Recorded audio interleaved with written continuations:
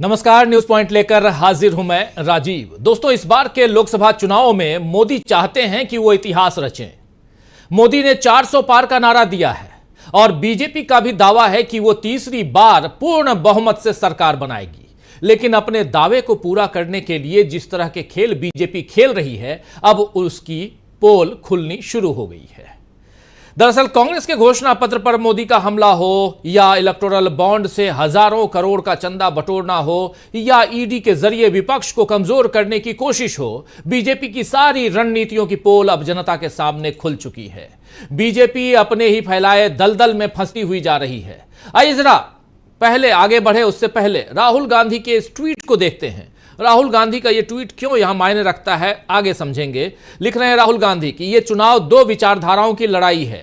एक तरफ कांग्रेस है जिसने हमेशा भारत को जोड़ा और दूसरी तरफ वो हैं जिन्होंने हमेशा लोगों को बांटने की कोशिश की है। इतिहास गवाह है किसने देश का विभाजन चाहने वाली ताकतों से हाथ मिलाकर उन्हें मजबूत किया और कौन देश की एकता और स्वतंत्रता के लिए लड़ा।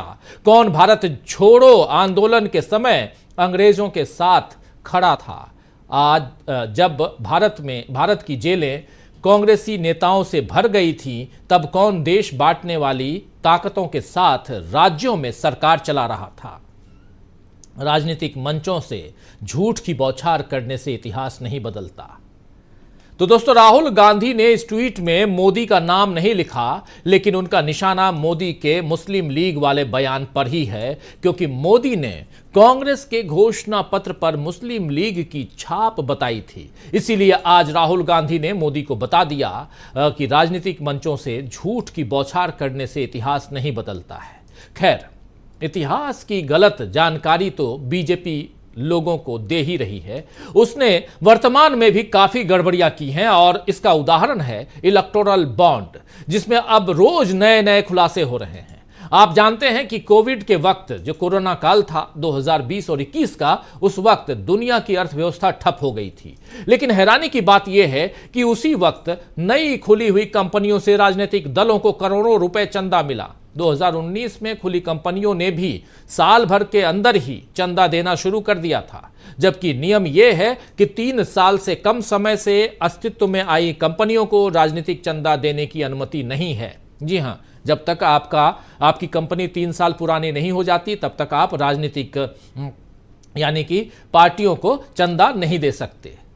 दरअसल अंग्रेजी अखबार द हिंदू ने इलेक्टोरल बॉन्ड के आंकड़ों का विश्लेषण करके यह खबर छापी है, जो आप तक हम रख रहे हैं। इसके विश्लेषण से पता चलता है कि कम से कम 20 ऐसी नई कंपनियां बनी जिन्होंने लगभग 103 करोड़ रुपए के चुनावी बॉन्ड खरीदे थे। 20 नई कंपनियां 2019 में बनती हैं और कोविड काल में ये 20 कंपनियां जो हैं लगभग 103 करोड़ रुपए के चुनावी बॉन्ड खरीदे। अब जबकि मोदी ये कहते हैं कि इलेक्टोरल बॉन्ड उन्हीं ने बनाया है, तो उन्हें यह भी बताना चाहिए कि नियमों को तोड़कर कंपनियों ने बीजेपी को कितने रुपए का चंदा दिया। दूसरी तरफ आज मोदी और बीजेपी से कुछ मुश्किल सवाल अभिषेक मनु सिंघवी ने भी मनी लॉन्ड्रिंग को लेकर पूछे हैं। सुनिए क्या कुछ कहा है अभिषेक मनु सिंघवी ने। आज प्रेस कॉन्फ्रेंस की अभिषेक मनु सिंघवी, आप जानते हैं, देश के वरिष्ठतम वकीलों में से एक, और दूसरी तरफ पूर्व राज्यसभा सांसद और कांग्रेस के नेता, कांग्रेस के राष्ट्रीय प्रवक्ता अभिषेक मनु सिंघवी ने कुछ तीखे सवाल पूछे हैं मोदी से और बीजेपी से। सुनिए। मैं कुछ प्रश्नों द्वारा अंत करना चाहूंगा। यदि कोई घोटाला हुआ तो ईडी ने इतनी लंबी जांच के बाद धन शोधन, ये इंपॉर्टेंट शब्द है, मनी लॉन्ड्रिंग का आपके समक्ष या उच्चतम न्यायालय के समक्ष एक भी साक्ष्य तथ्य रखा? और अगर धन शोधन नहीं है तो मनी लॉन्ड्रिंग नहीं हो सकती। आप खून के आरोपित हो सकते हैं, आप कत्ल के आरोपित हो सकते हैं, आप इनकम टैक्स के आरोपित हो सकते हैं, आप किडनैपिंग हो सकते हैं, लेकिन मनी लॉन्ड्रिंग कहां हुई? और अगर होती तो निर्णय नहीं आता। यदि अपराध शराब निर्माताओं की फैक्ट्री से शुरू हुआ तो कृपया बताइए कि एक भी शराब का निर्माता को आपने गिरफ्तार किया या समक्ष रखा? क्यों? क्योंकि आपका उद्देश्य सिर्फ राजनीतिक द्वेष, राजनीतिक विरोध करने वाले लोग, विपक्ष के लोग।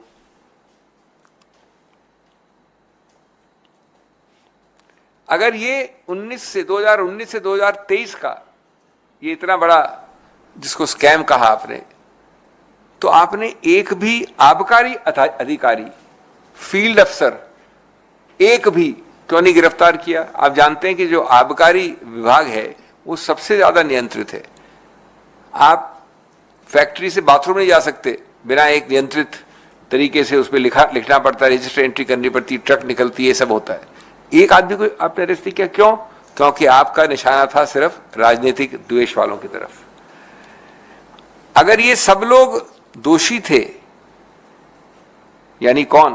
ब्यूरोक्रेसी, आबकारी अधिकारी, फैक्ट्रियों के निर्माता, तो आज तो करीब बाकी चीज छोड़िए, आज 4 महीने हो गए, 5 कितने महीने हो गए, 5-6 महीने हो गए सरकार बने, 4 महीने हो गए, आपने उसके बाद भी किसी को गिरफ्तार किया है? क्यों नहीं किया? क्योंकि आज आप वापस राजनीतिक द्वेष से अपनी खुद की सरकार के अंतर्गत जो ईओडब्ल्यू है, उसी चीज को जो इनकम टैक्स पे नहीं चली, जिसको उच्चतम न्यायालय ने निरस्त किया, उसको अब ये ईओडब्ल्यू के जरिए वापस शुरू करना चाह रहे हैं, क्योंकि सरकार आपकी आ गई है।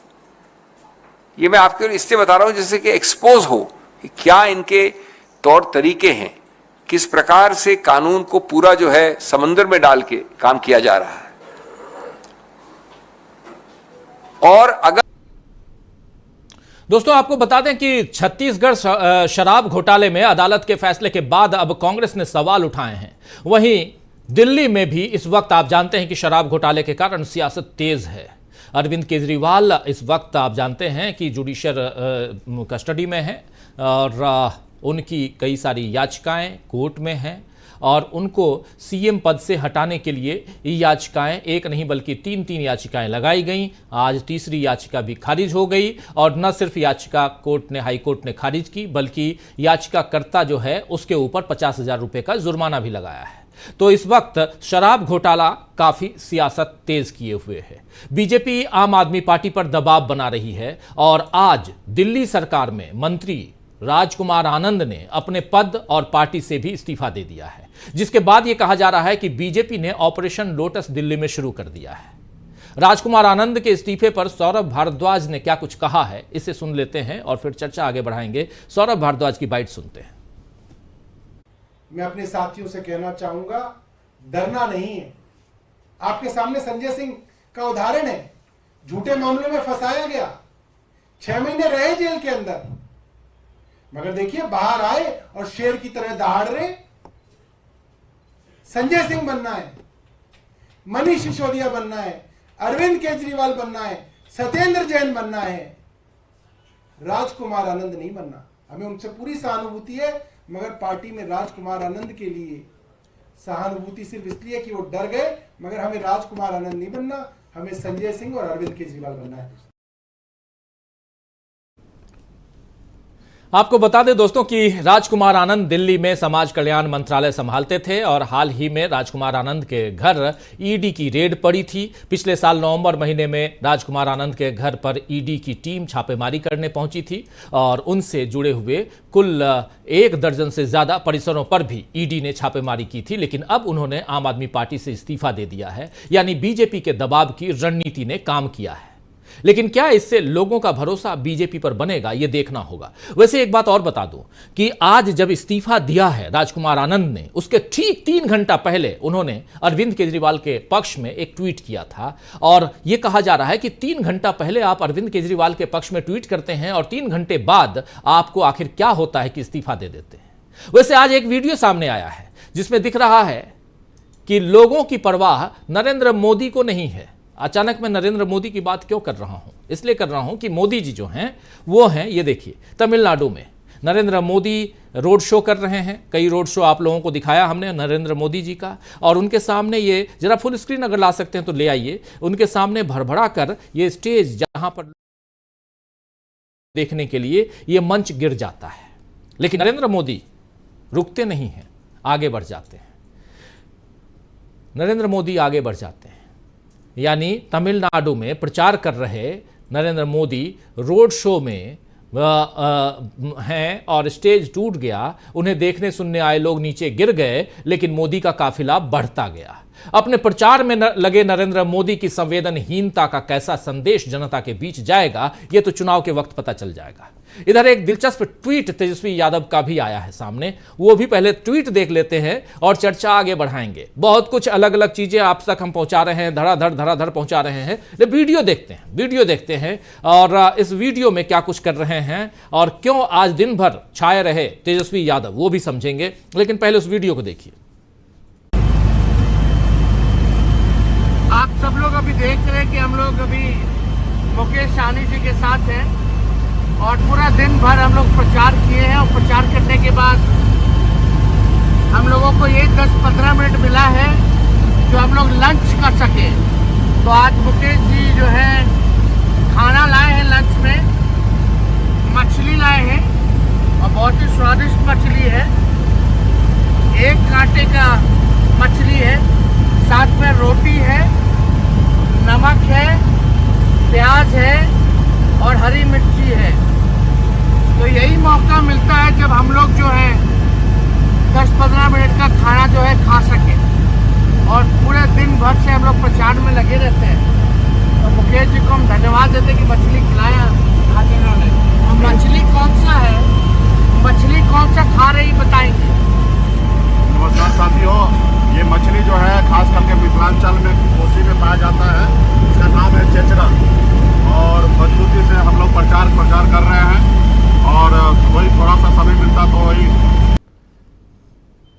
दोस्तों, चुनावी भागदौड़ एवं व्यस्तता के बीच हेलीकॉप्टर में भोजन, दिनांक जरा उस ट्वीट को अगर सामने रखें, क्योंकि ये क्यों यहां दिखा रहा हूं, क्योंकि दिन भर चर्चा होती रही। देखिए, चुनावी भागदौड़ एवं व्यस्तता के बीच हेलीकॉप्टर में भोजन, दिनांक 8/4/2024। ये है तेजस्वी यादव का ये ट्वीट। 8/4, आज कितनी तारीख है? 10 तारीख है।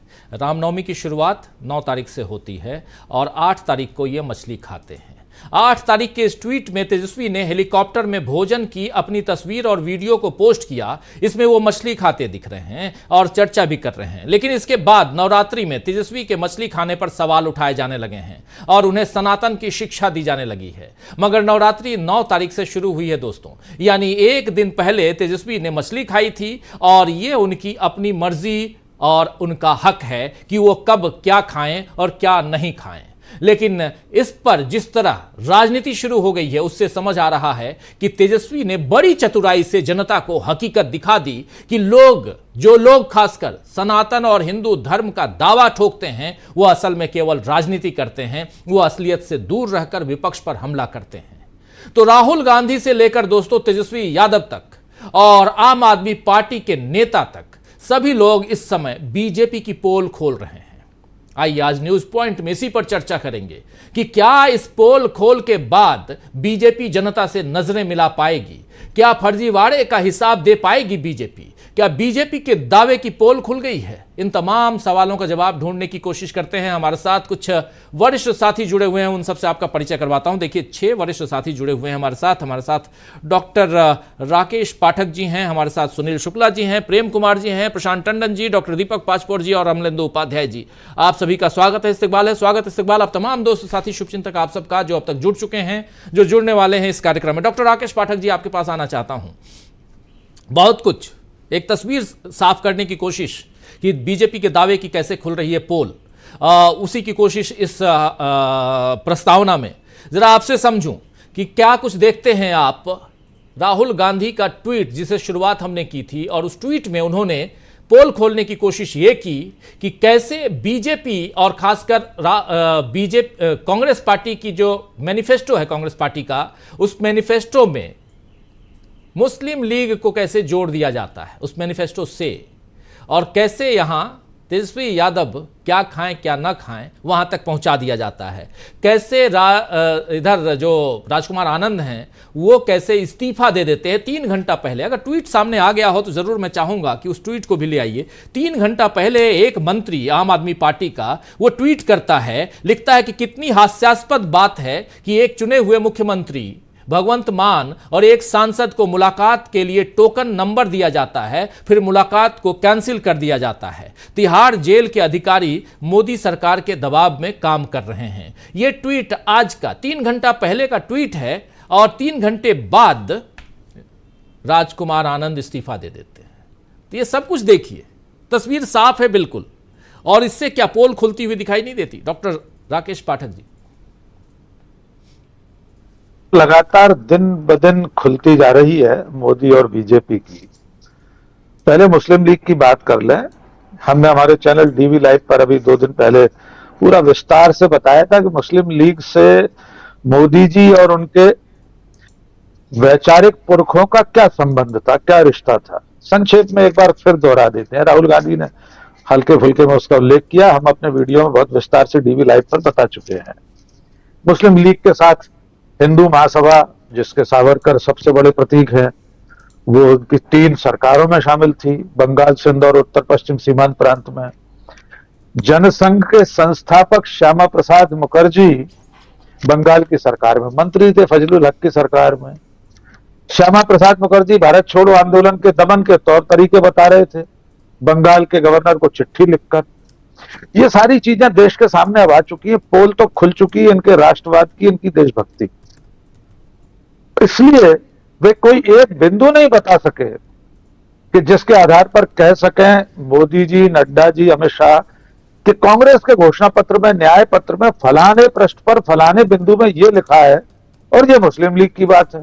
ऐसा तो वे कुछ बता नहीं सके। और जो कुछ लिखा है उसमें वो तो हमारे संविधान में पहले से निहित है, अनुसूची में संविधान की सब चीजें दर्ज हैं पहले से। तो राहुल गांधी या कांग्रेस पार्टी ने ऐसा कुछ नहीं कहा कि जिस पर मुस्लिम लीग की छाप बताई जा सके। अब जहां तक सवाल, 3 घंटे पहले आम आदमी पार्टी का एक मंत्री, दिल्ली सरकार का मंत्री ट्वीट करके कहता है कि तिहाड़ प्रशासन पर मोदी सरकार का दबाव है। जी। 3 घंटे बाद मोदी सरकार का दबाव स्वयं उस पर आ गया होगा, इसलिए उस व्यक्ति ने, उस मंत्री ने इस्तीफा दे दिया, पार्टी से भी, मंत्री पद से भी। ये जोड़ना भी जरूरी है कि उस पर कुछ दिनों पहले ईडी का छापा पड़ा था। अगली खबर का हमें इंतजार करना चाहिए कि राजकुमार आनंद भारतीय जनता पार्टी में शामिल हो गए, होने वाले हैं, हो ही जाएंगे।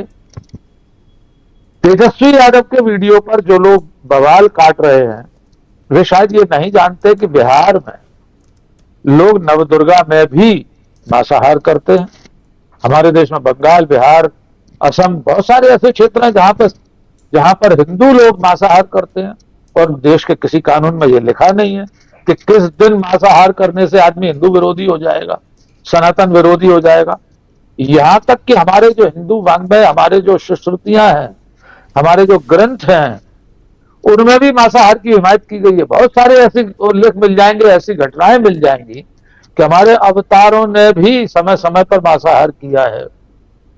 तो ये बताता है कि बीजेपी और नरेंद्र मोदी हताश हैं, निराश हैं, बौखलाए हुए हैं। उन्हें समझ में नहीं आ रहा कि किस मुद्दे को लेकर इस चुनाव में आगे बढ़ा जाए। मैं मूल बात ये यहां पर लेके आना चाहता हूं राजीव जी। बॉटम लाइन मेरी ये है कि 2024 के लोकसभा चुनाव में बीजेपी मुद्दा विहीन है। कोई कोर इश्यू उसके पास नहीं, कोई मुद्दा नहीं है जिसके नारे पर, जिस एक बात पर वो पूरा चुनाव लड़ जाए। 2019 का चुनाव राष्ट्रवाद पर लड़ा गया, 2024 हम सब जानते हैं यूपीए सरकार की विफलताओं, भ्रष्टाचार पर। अब इसका उल्टा हो गया है, भ्रष्टाचार के रोज नए खुलासे हो रहे हैं। मोदी जी की सरकार में जो मंत्री है उनके पतिदेव कह रहे हैं कि दुनिया के इतिहास का सबसे बड़ा घोटाला है, मोदी जीत गए तो चुनाव नहीं होंगे। इस बौखलाहट में जो नॉन इशू है उन्हें इशू बनाने की कोशिश कर रही है बीजेपी और मोदी। मुझे लगता है कि ये उनकी हताशा के, निराशा के संकेत है कि जैसे जैसे चुनाव और आगे बढ़ेगा वे अंत में हिंदू मुस्लिम पर ही आएंगे। पूरी कोशिश उनकी वही होगी। इसीलिए मुस्लिम लीग का राग अलापा जा रहा है, जिसका कोई लेना देना नहीं है इस देश में। और जहां तक भारत की मुस्लिम लीग पार्टी का प्रश्न है, वो तो पंजीकृत राजनीतिक दल है। किसी कानून में उस मुस्लिम लीग का नाम लेना अपराध नहीं हो सकता, वो तो चुनाव लड़ती है बाकायदा।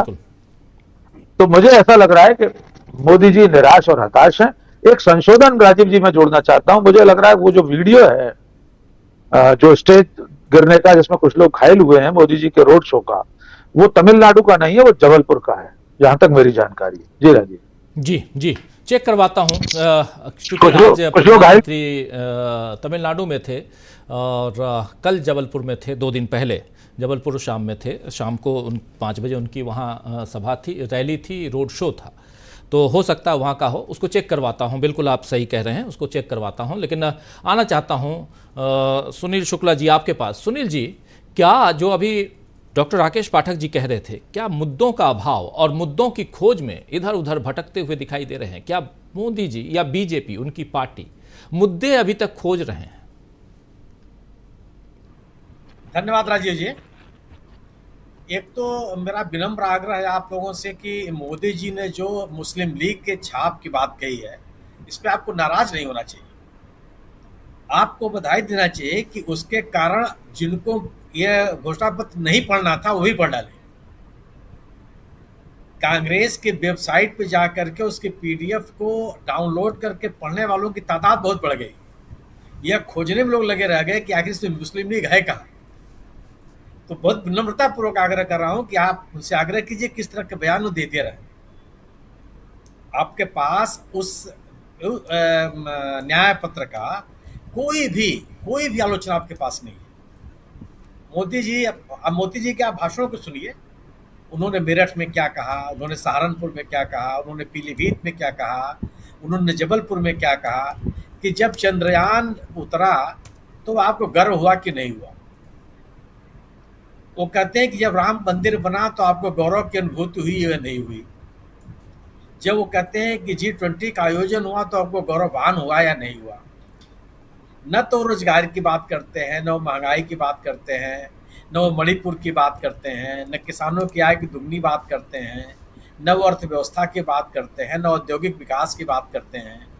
ये ऐसी चीज़ों की बात करते हैं जिससे किसी का कोई लेना लादना नहीं। और ये भी मैं आपसे बहुत विनम्रतापूर्वक आग्रह करूंगा कि इनके भाषणों के बाद भीड़ का जो जवाब होता है उसको भी जरा देख लीजिए कि किस तरह से लोग उस पर रिएक्ट कर रहे हैं। क्या यह संभव है? कोई भी सरकार क्या अगर बिना अपने उपलब्धियों की चर्चा किए बगैर क्या वह जन समर्थन हासिल कर सकती है? 10 साल सत्ता में रहने के बाद अभी भी आपको इंदिरा गांधी जी की सरकार की आलोचना करनी है, जवाहरलाल नेहरू की सरकार की आलोचना करनी है, मुस्लिम लीग की बात करनी है। 10 साल सत्ता में रहने के बाद कोई यह काम नहीं करता। और संयुक्त राज्य अमेरिका जैसे देश में भी किसी राष्ट्रपति को केवल 8 साल मौका मिलता है, आपको 10 साल का मौका मिला। और इस 10 साल के मौके पर भी आप अपने 2014 के वायदों की बात नहीं करते। आप अपने किसी ऐसे वादे की बात नहीं करते जिस कारण से इस देश का गौरव बढ़ा, जिस कारण से इस देश में जो समस्याएं हैं उसका समाधान हुआ। किसी की बात नहीं करते हैं। और अगर आप करते हैं ऐसी चीजों का उल्लेख करते हैं जो सीधे आप भारतीय जनता पार्टी के ऊपर लांछन है, आरोप है। भ्रष्टाचार की बात करते हैं आप। भ्रष्टाचार की बातों में आप इलेक्टोरल बॉन्ड की चर्चा नहीं करते। क्या इलेक्टोरल बॉन्ड का मसला भ्रष्टाचार का एक प्रमुख मसला नहीं है? क्या केंद्रीय एजेंसियों का दुरुपयोग करके औद्योगिक घरानों से पैसे की वसूली और पैसा मिलने के बाद, चंदा मिलने के बाद उनके खिलाफ जांचों को बंद कर देना, ये भ्रष्टाचार नहीं है तो क्या है? जिनसे आप करोड़ों रुपए चंदा लेते हैं उनको अरबों रुपए का आप ठेका दे देते हैं, ये भ्रष्टाचार नहीं है तो क्या है? जो कंपनियां घाटे में हैं, लगातार घाटे में चल रही हैं, उन कंपनियों से आप चंदा ले लेते हैं, उसके खिलाफ कोई जांच भी नहीं करते, तो ये भ्रष्टाचार नहीं है तो क्या है? जिन कंपनियों की पूरी लागत, पूरा उसका आर्थिक आकार जितने रुपए का नहीं है, उससे 10 गुना ज्यादा रुपए आप उसे चंदा ले लेते हैं, ये भ्रष्टाचार नहीं है तो क्या है? और उससे कोई बात करने के लिए तैयार नहीं है। जिन कंपनियों ने अपना काम शुरू करके, जिनका आपने उल्लेख किया, काम शुरू करने के साल में ही उन्होंने आपको चंदे दे दिया, क्या उनके खिलाफ जांच नहीं होनी चाहिए कि पैसा आपके पास आया कहां से? ये कैसे संभव है? इससे बड़ा भ्रष्टाचार क्या हो सकता है? इस पे आप कोई बात करने के लिए तैयार नहीं है। जिन लोगों के खिलाफ आपने जांच की, IT, ED के आपने रेड डाले, उनके खिलाफ आपकी जांच बंद क्यों हो गई? उनके चंदा देने के बाद क्यों बंद हो गई? क्या भ्रष्टाचार नहीं है? आप परिवारवाद की बात करते हैं। आप जमुई के भाषण में, जहां सम्मानित प्रधानमंत्री जी ने पिछले दिनों भाषण दिया, जहां पे जो परिवारवाद का ही बहुत बड़ा उदाहरण है, रामविलास पासवान जी के दामाद वह चुनाव लड़ रहे हैं, ये चिराग पासवान जी के बनोई उम्मीदवार हैं, वहां पर उनके समर्थन में आप भाषण देने जाते हैं, वहां परिवारवाद की बात नहीं करते। पूरे भाषणों को आप सुन लीजिए, एक शब्द भी परिवारवाद के बारे में नहीं। आज भारतीय जनता पार्टी की एक लिस्ट आई है, उसको भी आप पढ़ लीजिए, देख लीजिए। पूर्व प्रधानमंत्री चंद्रशेखर जी के पुत्र को आपने टिकट दिया बलिया से, चंडीगढ़ से आपने टिकट दिया, इलाहाबाद से आपने टिकट, फूलपुर संसदीय क्षेत्र से आपने टिकट दिया, इलाहाबाद संसदीय क्षेत्र से आपने टिकट दिया पश्चिम बंगाल के पूर्व राज्यपाल कृष्णा त्रिपाठी जी के पुत्र को। क्या ये परिवारवाद नहीं है? तो आपके जितने नारे हैं, जितने भी नारे हैं, उन कोई नारों का असर लोगों के ऊपर नहीं है जी। और अगर आप लोगों के जीवन से जुड़े हुए सवालों का समाधान करने का दावा नहीं कर सकते या अपने प्रयासों का दावा नहीं कर सकते, तो आपकी बात कोई सुनने के लिए तैयार नहीं होगा। आप प्रधानमंत्री जी कहते हैं कि जब देश की अर्थव्यवस्था का आकार लगातार बढ़ता गया तो आपको गर्व हुआ कि नहीं हुआ? बिल्कुल होगा गर्व, मुझे क्यों नहीं होगा। लेकिन क्या उस अर्थव्यवस्था के बढ़ते हुए आकार से मुझे, माने एक आम आदमी को, कोई फायदा हुआ? मेरी क्रय शक्ति बढ़ गई, मेरी अर्थव्यवस्था बेहतर हो गई, बाजार में सामानों की मांग बढ़ गई, लोगों के पास जो पैसा था उसका कोई आकार बढ़ गया, रोजगार के अवसर सृजित हो गए, बड़े औद्योगिक घराने का उनका राजस्व में योगदान बढ़ गया। क्या हुआ? अगर इस देश की 60% पूंजी पर, 70% पूंजी पर, 80% पूंजी पर केवल 4-5%, 10% लोगों का कब्जा है, तो कौन सी अर्थव्यवस्था है? ये कौन सी अर्थव्यवस्था है जिसमें, और वो ऐसी अर्थव्यवस्था कैसे मजबूत अर्थव्यवस्था कही जा सकती है जिसमें देश के आम नागरिक का योगदान लगभग नगण्य हो? दुनिया में तो ऐसी अर्थव्यवस्था नहीं चलती। तो किस चीज का आप भान दिलाना चाहते हैं और कहां आप ले जाना चाहते हैं लोगों को? लोगों के जीवन से जुड़े हुए सवालों की अनदेखी करके आप किसी का गौरवभान नहीं करा सकते, ये संभव ही नहीं है। अगर कोई सरकार लोगों के जीवन से जुड़े हुए सवालों को लेकर के उसके समाधान की बात नहीं करती तो वह अपना पोल खोलती है, वो अपने 10 साल के क्रियाकलापों का पोल खोलती है जी। वह बताने से बचना चाहती है कि उसने पूरे 10 सालों तक केवल कारपोरेट का सहयोग लिया है और कारपोरेट को सहयोग दिया है। अरबों रुपए आपने कारपोरेट को माफ कर दिए और किसानों को आप कुछ देने के लिए तैयार नहीं है, जबकि आप खुद ही इसका आश्वासन देते थे, एमएसपी का आश्वासन, एमएसपी की बात तो सम्मानित प्रधानमंत्री जी ने जब गुजरात के मुख्यमंत्री थे तब उन्होंने कहा था। प्रधानमंत्री जी कहते हैं कि कांग्रेस को उम्मीदवार नहीं मिल रहा है। आप अपनी पार्टी के बारे में बता दीजिए। हरियाणा में 10 सीटें हैं, 6 दल बदलू हैं। गुजरात में जहां पिछले कई सालों से आप सत्ता में है, वहां 2-2 संसदीय क्षेत्रों में आपके द्वारा दिए गए टिकट लोगों ने वापस कर दिए, मुझे चुनाव नहीं लड़ना है। आपके पास आपने आसनसोल से आज एसएस अहलुवालिया साहब को उम्मीदवार बना दिया। आसनसोल में आपके पास कोई पार्टी का कोई नेता नहीं है। दार्जिलिंग से एमपी बनकर के आए थे अहलुवालिया साहब जी, वहां से जीत के आए थे, पहली बार आसनसोल से आए। आपके पास उम्मीदवार मिल गया राजस्थानी। आप पंजाब में इतने बड़े पैमाने पर दल बदला करा करके उम्मीद कराते हैं, भारतीय जनता पार्टी के नेताओं में कोई उम्मीदवार बनने के लिए तैयार नहीं है। आज हर 4 उम्मीदवारों में से 1 उम्मीदवार भारतीय जनता पार्टी का दल बदलू है। क्या भारतीय जनता पार्टी के में इतना बड़ा संगठन जो दुनिया का सबसे बड़ा दल होने का दावा करता है, उस पार्टी के परंपरागत नेता उम्मीदवार बनने लायक नहीं है? आपका कहना है कि कांग्रेस पार्टी को उम्मीदवार नहीं मिल रहे हैं और आपको मिल रहे हैं। दल बदल के आधार पर अगर आप उम्मीदवार खड़े करते हैं तो क्या यह पार्टी दावा कर सकती है कि हमारे पार्टी को उम्मीदवार मिल रहे हैं? प्रधानमंत्री जी ने कहा कि कोई भी राजनीतिक दल कांग्रेस के बारे में कि वो अपनी जीत का दावा नहीं कर रही है। आपसे आग्रह करूंगा कि अब राहुल गांधी के उन भाषणों को भी सुना दीजिए जिसमें राहुल गांधी ने कहा कि हम 2024 में भारतीय जनता पार्टी को चुनाव हराएंगे, इंडिया दल समूह चुनाव हराएगा और हम जीत करके आगे आएंगे। केवल विषयांतर करने की कोशिशें हमेशा सफल नहीं होती। आज जिस तरीके से भारतीय जनता पार्टी अपने ही जाल में उलझी हुई है, जाल यह है कि आपने 2024 में लोगों के तकदीर में परिवर्तन का आश्वासन दिया, वायदा किया, और आज आप उसका उल्लेख भी करने के लिए तैयार नहीं। आज आपके पास उन बातों का कोई जवाब नहीं है जो कांग्रेस पार्टी ने अपने न्याय पत्र में जिसका उल्लेख किया। राहुल गांधी ने अपने न्याय यात्रा के दौरान, चाहे भारत जोड़ो यात्रा के दौरान जिन सवालों को खड़े किए, अगर आप इन चीजों की चर्चा नहीं करते हैं तो आप जी। कोई मुद्दा बना ही नहीं सकते, कोई विमर्श तैयार ही नहीं कर सकते।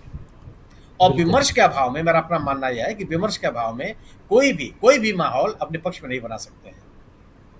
जी जी बिल्कुल बिल्कुल, विमर्श का अभाव और उसके आगे की राजनीति, और इस राजनीति में कैसे पोल खुलती दिखाई दे रही है बीजेपी की, इस पे हम चर्चा कर रहे हैं। चुनाव का वक्त है दोस्तों, अभी से ठीक आज तारीख है 10 और आज से ठीक 9वें दिन यानी 19 तारीख को लोकसभा चुनाव का पहला मतदान है। फर्स्ट फेज की वोटिंग होगी 22 राज्यों में, 22 राज्यों में, उसमें से कई राज्य में पहले ही फेज में वहाँ का चुनाव समाप्त हो जाएगा। लेकिन उसके आगे बहुत सारे ऐसे राज्य हैं जहाँ 7 चरणों में, बहुत सारे नहीं बल्कि 3 राज्य हैं, उसके अलावा अलग अलग चरणों में अलग अलग मतदान हैं। लेकिन अभी तक क्या सत्तारूढ़ दल ने पिछले 10 साल में हमने क्या किया है, उन बातों को सामने रखते हुए विकास की बात आप कर रहे हैं, लेकिन विकास में आप देश को कहाँ लेके गए? बहुत सारे ऐड आए, कुछ चीज़ें याद आ रही हैं, लेकिन सब चीज़ का जिक्र करना यहाँ उचित नहीं है। लेकिन एक बात आगे बढ़ें उससे पहले, और प्रशांत टंडन जी के पास आए उससे पहले, जो अभी विजुअल देख रहे थे आप, प्रधानमंत्री नरेंद्र मोदी रोड शो कर रहे हैं और भड़बड़ा कर जो मंच गिर जाता है और वहाँ कुछ लोग, लगभग 25-30 लोग घायल हो जाते हैं, वो जैसे हमारे साथी डॉक्टर राकेश पाठक जी कह रहे थे, वो जबलपुर की घटना है और 2 दिन पुरानी घटना, लेकिन बहुत इम्पॉर्टेंट है। और प्रधानमंत्री का काफिला लेकिन रुकता नहीं है। संवेदनहीनता की बात हम कर रहे थे और संवेदनहीनता यहाँ दिखाई दे रही है। कम से कम प्रधानमंत्री नरेंद्र मोदी, जिनके काफिले जब उनका काफिला गुजरता है, अभी इस चुनाव में अभी तक दिखा नहीं, जहां कभी न कभी उनके काफिले से हमने देखा कि एक एम्बुलेंस गुजर जाता है और एम्बुलेंस को गुजरने की जगह दे दी जाती है। इस चुनाव में इंतज़ार है उसका, और देना भी चाहिए अगर कोई एम्बुलेंस है, लेकिन प्रधानमंत्री नरेंद्र मोदी के काफिले से एम्बुलेंस का गुजरना, और लेकिन इन लगभग 25-30 लोग जो घायल हो गए उनके लिए एम्बुलेंस की व्यवस्था भी करवानी चाहिए थी अगर संवेदनशीलता हो तो। लेकिन प्रशांत टंडन जी, क्या आपको भी लगता है कि मुद्दों की खोज में भटक रही है बीजेपी? जी, पहली बात तो वो जो एम्बुलेंस का आप चर्चा कर रहे हैं, पिछले चुनाव का मामला था वो, उन एम्बुलेंसेस में कोई मरीज नहीं होता था राजनीति, वो बगैर मरीज की एम्बुलेंस होती थी और उसमें कई ड्राइवर ने वो पोल पट्टी खोल भी दी थी, उनकी ड्यूटी लगाई जाती थी। और जो मुद्दा विहीन बीजेपी है उसके बारे में सिर्फ इतना कहना है कि देखिए, मुद्दा उनको विपक्षी पार्टियों से ही मिल रहा है, उनके पास अपना कुछ नहीं है। चाहे वो मुस्लिम लीग बता देना 48 पेज के कांग्रेस के मैनिफेस्टो में, या फिर परिवारवाद ढूंढना विपक्षी दलों में। अभी सुनील जी बता रहे थे, संजय टंडन नाम के एक हैं नेता जो बलराम टंडन के बेटे हैं, जो बलराम जी टंडन बीजेपी के अध्यक्ष थे पंजाब के, तो परिवारवाद वहाँ ठीक है जी, अपने यहाँ। तो ये सब चीज़ें हैं। लेकिन देखिए, जो इलेक्टोरल बॉन्ड की बात है, देखिए बहुत बड़ा घोटाला वो है जो मुद्दा बना हुआ है, बड़ा मुद्दा बना हुआ है। और उसमें अभी आप चर्चा कर रहे थे 20 ऐसी कंपनियां राजीव जी, जिन्होंने 3 साल के अंदर बनी और 100 करोड़ से ऊपर का चंदा दे दिया। अधिकांश चंदा बीआरएस और बीजेपी के पास गया। उसके बाद कई ऐसी कंपनियां हैं जो घाटे पे थी लगातार। घाटे वाली कंपनियों ने भी 540 करोड़ रुपए चंदा दे दिया। यानी जिनके पास कटोरा खरीदने को पैसा नहीं, ऐसे भिखारी भी चंदा दे रहे हैं। और उसमें से 434 करोड़ रुपए बीजेपी के पास गया हो। तो ये इतना बड़ा घोटाला है और इतना बड़ा मुद्दा है ये, उसको मोदी साहब अपने भाषणों से दाएं बाएं करके नहीं घुमा सकते। जनता सवाल पूछ रही है और उतनी बेशर्मी से आप उस चीज को नकार नहीं सकते। अभी शुरुआत में आपने आबकारी घोटाले की बात किया, तथा कथित आबकारी घोटाला। अब आप देखिए कि सुप्रीम कोर्ट ने उसके ट्रायल को स्टे कर दिया, तो दोबारा मुकदमा कर दिया ईडी ने। यानी सुप्रीम कोर्ट को यह कहना कि आप होते कौन हैं। एक बिजनेसमैन है रामदेव, वो उनका सुप्रीम कोर्ट में अवमानना केस चल रहा है। आज सुप्रीम कोर्ट ने उनका कायदे से उनकी हजामत बनाई और वहां आप देखिए कि उनकी हेकड़ी आप देखिए कि सुप्रीम कोर्ट में उन्होंने एक फर्जी टिकट लगा दिया कि हम व्यक्तिगत रूप से नहीं आ सकते क्योंकि हमारी विदेश यात्रा है। सुप्रीम कोर्ट ने पकड़ लिया कि ये जो टिकट यात्रा का दिन है उस दिन तो ये फ्लाइट ही नहीं है। तो आप सुप्रीम कोर्ट के आंख में धूल झोंक रहे हो।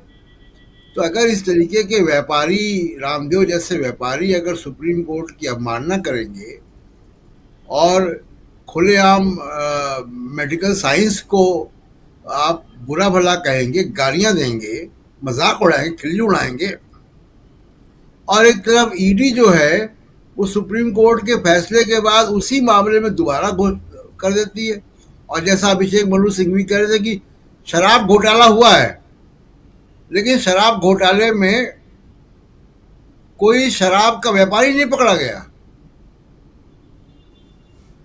गजब है ये ईडी का जो वॉशिंग मशीन का पूरा कारनामा है, वो बड़ा गजब है।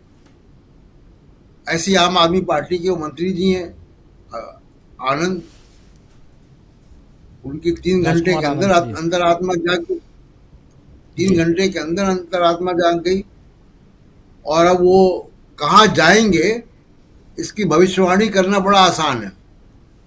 अब देखना ये कि वॉशिंग मशीन का दरवाजा कब खुलता है इनके लिए, लेकिन खुलेगा तो मोदी साहब जिस इलेक्शन में जा रहे हैं उस इलेक्शन में उनके पास मुद्दा वाकई नहीं है। दूसरी बात, एक जो गलती कर चुके वो बड़ी गलती कि कांग्रेस से पहले उनका मैनिफेस्टो नहीं आया। कांग्रेस का एक मैनिफेस्टो आ गया जो जनता के बीच में चला गया, और सुनील जी जैसा कह रहे हैं वो जनता के बीच में आधा तो मोदी जी ही ले गए, उत्सुकता पैदा कर दी उस मैनिफेस्टो के बारे में। और दूसरा उनकी गलती हुई कि अरविंद केजरीवाल को गिरफ्तार करके।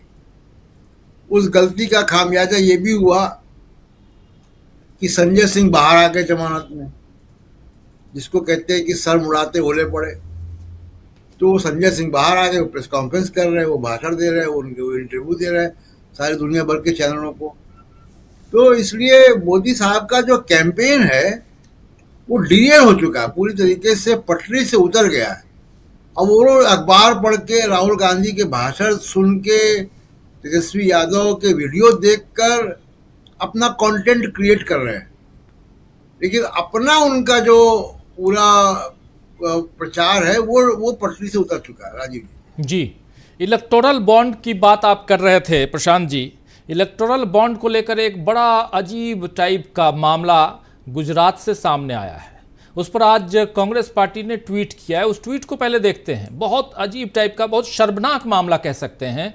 इस ट्वीट में देखिए, कांग्रेस पार्टी की तरफ से ट्वीट है और लिखा जा रहा है कि इलेक्टोरल बॉन्ड के नाम पर बीजेपी की धोखाधड़ी का एक और सबूत। अडानी समूह ने अपनी कंपनी के लिए गुजरात के एक दलित परिवार की जमीन ली। जमीन के मुआवजे के तौर पर परिवार को 11 करोड़ रुपए मिलने थे, लेकिन जी हां, लेकिन अडानी समूह से जुड़े लोगों ने परिवार को बरगला कर उनसे 11 करोड़ रुपए के इलेक्टोरल बॉन्ड्स खरीदवा दिए, जिसमें 10 करोड़ रुपए बीजेपी को मिले। मोदी सरकार भोली भाली जनता को लूट कर अपनी तिजोरी भर रही है। शर्मनाक। देखिए कितना शर्मनाक है कि एक दलित परिवार, गरीब परिवार अपनी ज़मीन बेचता है, अडानी समूह उस ज़मीन को लेता है और उसके बाद ज़मीन के मुआवजे के तौर पर इस परिवार को 11 करोड़ रुपए मिलने थे, लेकिन अदानी से जुड़े लोग जो हैं वो परिवार को बरगलाकर उनसे 11 करोड़ रुपए के इलेक्टोरल बॉन्ड खरीदवा देता है और 10 करोड़ रुपए बीजेपी को मिल गए। इससे शर्मनाक और क्या हो सकता है। खैर, तो ये कुछ नमूने हैं और कैसे पोल खुल रही है बीजेपी के जो दावे तो छोड़िए, बीजेपी की कैसे पोल खुल रही है, कैसे अडानी समूह की बातें आ रही। आना चाहता हूं डॉक्टर दीपक पाचपोर जी। जो गुजरात वाला जो मामला है जिसके बारे में ट्वीट किया गया है, तो देखिए राजू जी, पिछले 10 सालों में 2 काम हुए हैं। एक, पूरी की पूरी व्यवस्था को भ्रष्ट कर दिया गया है और दूसरा, इसको बड़ा ही संवेदनहीन बना दिया गया है। बहुत ही निष्ठुर किस्म का समाज जो है वो आज हमारे सामने है। इस समाज को ऐसा बनाने में सबसे बड़ा योगदान अगर किसी का है तो भारतीय जनता पार्टी की जो शासन की जो व्यवस्था है, जिसमें एकीकृत व्यवस्था की जा रही है। सारी पूंजी हमारे हाथ में हो, सारी सामाजिक ताकत हमारे हाथ में हो, तमाम राजनीतिक ताकत हमारे हाथ में हो। इस उद्देश्य को लेकर कोई भी शासन प्रणाली या कोई भी व्यक्ति जब शासन करेगा तो हम ऐसा ही समाज देखेंगे, जहां पर लोगों से लूट के, मतलब ये वाकई बहुत ही, मैं ये कहूं कि कितना बड़ा अत्याचार है उस व्यक्ति के साथ कि उसे भी शायद नहीं पता होगा कि कैसे जो है उसका पैसा जो है कहां चला गया है। आपको याद होगा छत्तीसगढ़ में ही एक बहुत बड़ा कांड हुआ था जिसमें एक IAS ऑफिसर ने सैकड़ों लोगों के अकाउंट्स खुलवा दिए थे, बैंक अकाउंट्स, और अपने सारे भ्रष्टाचार का पैसा जो है उन अकाउंट्स में डाले करते थे। आपको जरूर वो किस्सा याद होगा राजू जी, जो मैं मतलब उस व्यक्ति का नाम नहीं लूंगा। मैं अपने दर्शकों को और पैनलिस्ट को बताता हूं कि भ्रष्टाचार व्यक्ति को किस हद तक निष्ठुर बनाता है। उस IAS ऑफिसर ने सैकड़ों लोगों के, यहां तक कि विकलांग लोगों के फर्जी बैंक अकाउंट खुलवा दिए, सबकी पासबुक्स अपने पास रखी और जो भ्रष्टाचार का पैसा आता था वो उसमें डाला करते थे और जब उन्हें मर्जी होती तो निकाल लेते थे। मतलब यहां तक कि एक विकलांग व्यक्ति था, उसे नहीं पता था कि मेरा भी कोई बैंक अकाउंट है और उसमें लाखों रुपए जमा है। बाद में पता चला कि वो उस IAS ऑफिसर का पूरे छत्तीसगढ़ में फैलाया हुआ जाल है। यह जो ऐसा निष्ठुर समाज है, अब इसकी देखिए शुरुआत आपकी कहां से होती है। नोटबंदी वाला मामला आप देखिए। नोटबंदी के मामले में आपको याद होगा कि हमारे देश का जो शासक है, प्रमुख है, वो हंस रहा है कि देखिए इस आदमी के घर में शादी है लेकिन उसके पास पैसा नहीं है। क्या यह मजाक का विषय है? किसी भी शासक को इस बात पे शर्म आनी चाहिए और किसी भी शासक को ये कोशिश करनी चाहिए कि जिसके घर में शादी है उसके पास पैसा होना चाहिए। उसके बाद हमने पूरा कोरोना काल देखा। कोरोना काल में जितना निष्ठुर हमारा शासन था, शासक वर्ग थे, उतना ही निष्ठुर उन्होंने हमारे समाज को भी बना दिया था। लाखों लोग पैदल चल रहे थे, धूप में, चिलचिलाती धूप में लोग आए, मजदूर आए, अपने घरों में पहुंचे, लेकिन उनको पानी भी पिलाने वाला कोई नहीं था। उल्टा हमारा जो मिडिल क्लास था, उल्टा हमारे जो अमीर लोग थे, अमीर उमराव लोग थे, वो कहते थे कि ये लोग कितनी गंदगी फैला रहे हैं, ये मजदूर जो चले आ रहे हैं इनका हाइजीन लेवल जो है बहुत खराब है, वगैरह वगैरह। तो निष्ठुर समाज जब बनता है तो ऐसा ही होता है। और इसीलिए जो है अभी आप देखिए उस पर भी तुल रहा है कि असम ट्रिब्यून को जो इंटरव्यू दिया है इन्होंने, हमारे प्रधानमंत्री मोदी जी ने, उन्होंने कहा है कि मणिपुर की घटना को हमने बहुत संवेदनशीलता के साथ हैंडल किया। मतलब इससे बड़ी बात जो कुछ नहीं हो सकती कि जब इतने लंबे समय तक आपने मणिपुर के बारे में कोई बात भी नहीं कही और आज आप इतना बड़ा झूठ लेकर आ रहे हैं, तो लोग क्या उस पर विश्वास करेंगे? ये अलग बात है कि आपका एक जो वर्ग है, आपका ऑडियंस है, कुछ आपके जो सदस्य हैं, कुछ आपके जो वोटर्स हैं, वो शायद इस बात को मानते रहेंगे, लेकिन इसका दूरगामी परिणाम ये होगा कि जो एक संवेदनशील भारतीय समाज माना जाता था, लोगों के दुख सुख में साथ रहने वाली शासन प्रणालियां हमने देखी हैं, अलग अलग विचारधारा के लोग यहाँ प्रधानमंत्री बने, अलग अलग तरह के सरकारें बनी, लेकिन ऐसी संवेदनहीनता कभी भी नहीं देखी गई थी। यहाँ तक कि इन्हीं की पार्टी के अटल बिहारी वाजपेयी जब प्रधानमंत्री थे तो गोधरा कांड को लेकर वो हंसे नहीं थे। उन्होंने वहां जाकर कहा था कि आप राजधर्म निभाइए, लेकिन आज का अगर वो शासन प्रणाली होती तो शायद उन दंगों पे हंसती है, और वाकई हंसती है। आप देखिए पिछले 10 सालों में जितने भी बड़ी बड़ी दुर्घटनाएं हुई, किसमें संवेदनशीलता के साथ बात की गई? ये जो संवेदनहीनता है, जिस दिन जनता को पता चलेगा कि ये इस प्रकार की हमारी शासन प्रणाली है जो संवेदनहीन हो चुकी है, उस दिन शायद इनकी आंख खुले। और हम उम्मीद करते हैं कि जनता की, मतदाताओं की आंखें खुलेंगी और वो देखें कि किस प्रकार का झूठ रचा जा रहा है, किस प्रकार का झूठ बोला जा रहा है। और अगर एक निष्ठुर शासन प्रणाली होती है तो राजू जी सबको समझ लेना चाहिए कि इसमें कोई भी नहीं बचने वाला है। बीजेपी जो बार बार इस तरीके की बातें करती है कि हम भ्रष्टाचारी नहीं हैं, हम भ्रष्टाचारियों को बढ़ावा नहीं देते, हम संवेदनशील हैं, इन दावों की जो पोल है लगातार खुल रही है। और भारतीय जनता पार्टी जिस दिन ध्वस्त होगी अपने इन चीजों के कारण होगी। और जब जब शासन गिरता है, ध्वस्त होता है, तो उसको बचाने वाला कोई नहीं होता और झूठ का जो विमर्श है वो लंबा नहीं चलता। राजीव जी, बिल्कुल, झूठ का विमर्श लंबा नहीं चलता है, बिल्कुल सही कह रहे हैं आप। और पोल कैसे खुल रही है और कैसे चुनाव आगे बढ़ रहा है, इसी की हम चर्चा कर रहे हैं। इस चुनाव में बहुत कुछ होना अभी बाकी है, अभी तो शुरुआत है, आगे आगे देखिए होता है क्या। लेकिन उधर बिहार में तेजस्वी यादव की सभाओं में ज़बरदस्त 40 डिग्री तापमान, लेकिन भीड़ ज़बरदस्त लगातार। वो तस्वीर ज़रा लेके आइए और हमारे साथ जुड़ गए हैं हमारे साथी प्रेम कुमार जी। प्रेम कुमार जी के पास आएंगे सीधे, लेकिन बिहार की तस्वीर दिखाना इसलिए ज़रूरी है कि एक तरफ मछली खाते हुए दिखाया जा रहा है उधर तेजस्वी यादव को, जिसे, और दूसरी तरफ ये देखिए भीड़। ये जो जन सैलाब है ये आज का है, ये तस्वीरें बहुत कुछ बोलती हैं तेजस्वी यादव के समर्थन में। और युवाओं की तस्वीर देखिए, ये युवा हैं और जो तेजस्वी यादव को सुनने देखने आए हुए हैं।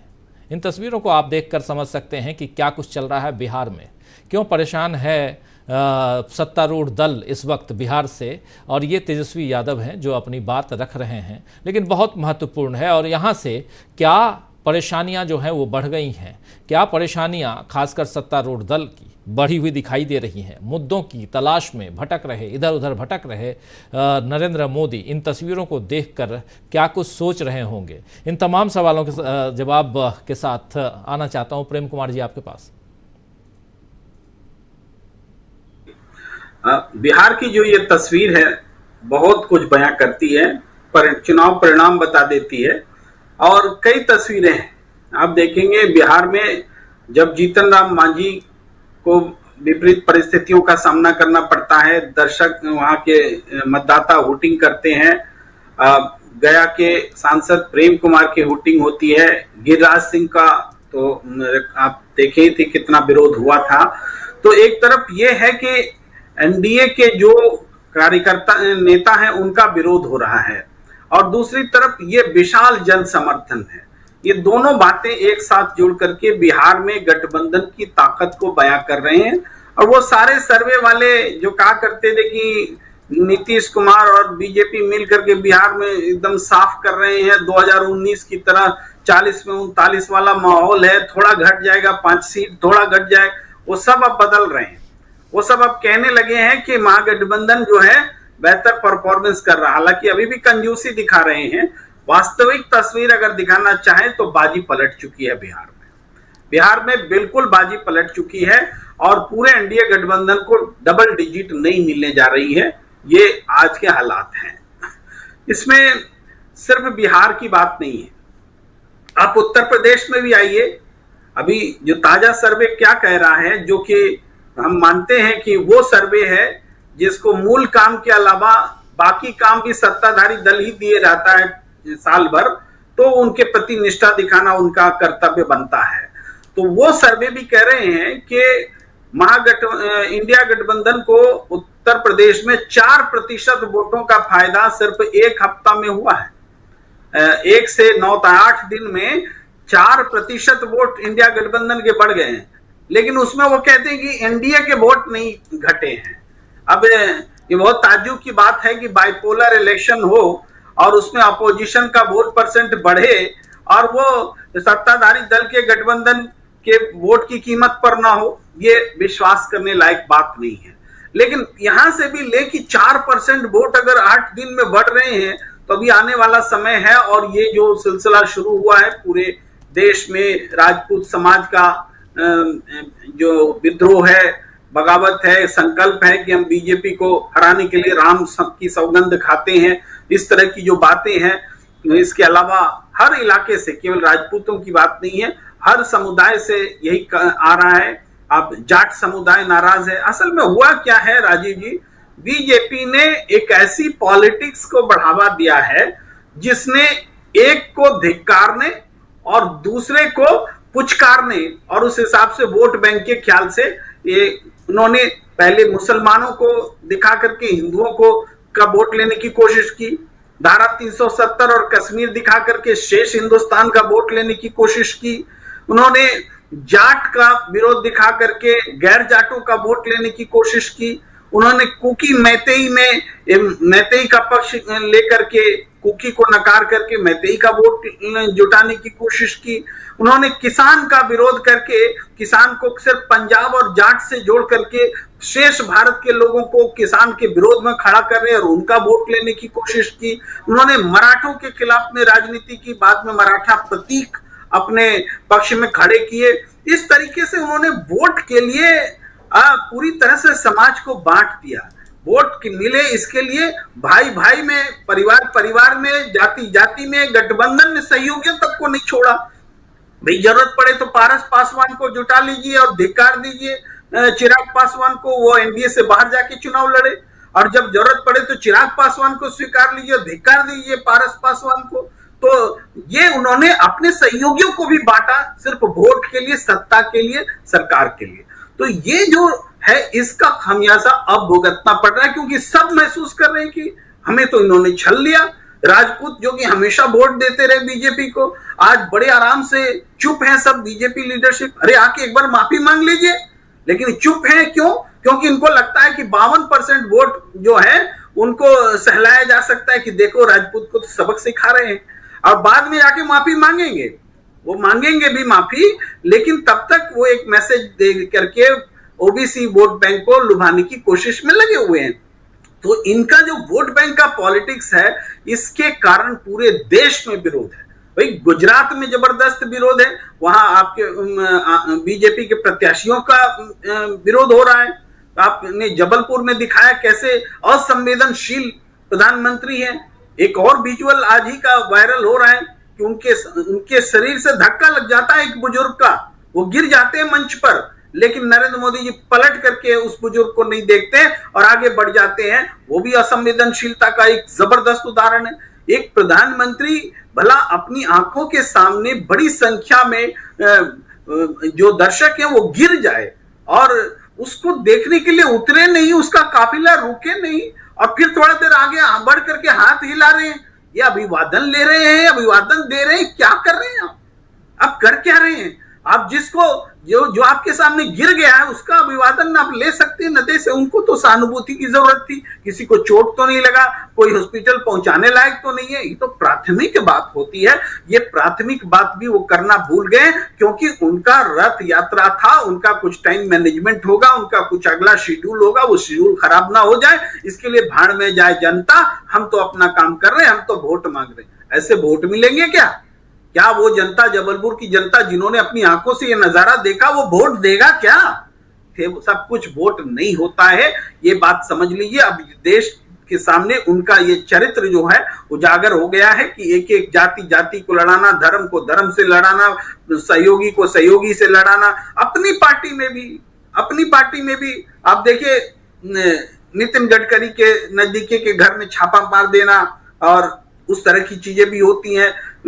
अपनी पार्टी के कई लोग इनके चले गए, छोड़ करके संन्यास ले लिया इनके डर से। बहुत सारी बातें हैं जो कि इस बातचीत में उसको मैं क्लियर नहीं कर सकता, लेकिन वो अपनी पार्टी के लोगों को भी वो नहीं बख्शते हैं। तो ऐसी परिस्थिति में इनकी राजनीति का पूरा जो चरित्र है, विभाजनकारी चरित्र, वो सामने आ गया है।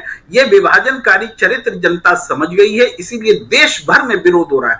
हरियाणा में आपको दुष्यंत चौटाला की पार्टी का विरोध हो रहा है। हरियाणा में वो अभय चौटाला को घुसने नहीं दिया जा रहा है।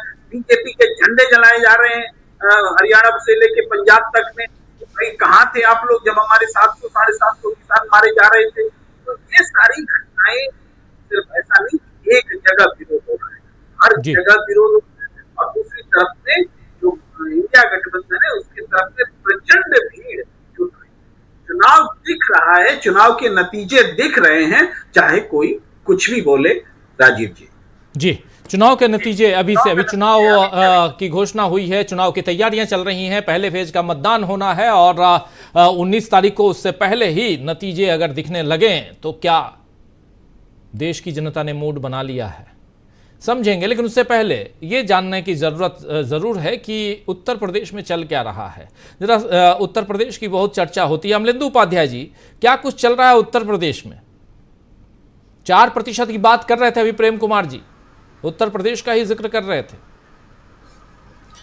निश्चित तौर पर राजीव जी, उत्तर प्रदेश में लू अब तेज चलने वाली है और आंधियों का मौसम आने वाला है, और आंधियों में आम बहुत गिरा करते हैं। आम चुनाव चल रहा है ये कुल मिलाकर के, और इस आम चुनाव से पहले जो है एक पूर्व मुख्य चुनाव आयुक्त हैं, उनका एक ट्वीट था कल, शायद कल भी मैंने इसका जिक्र किया था कि वो अभी 400 पार है और 4 जून के बाद 175 से 200 के बीच आ जाएगा।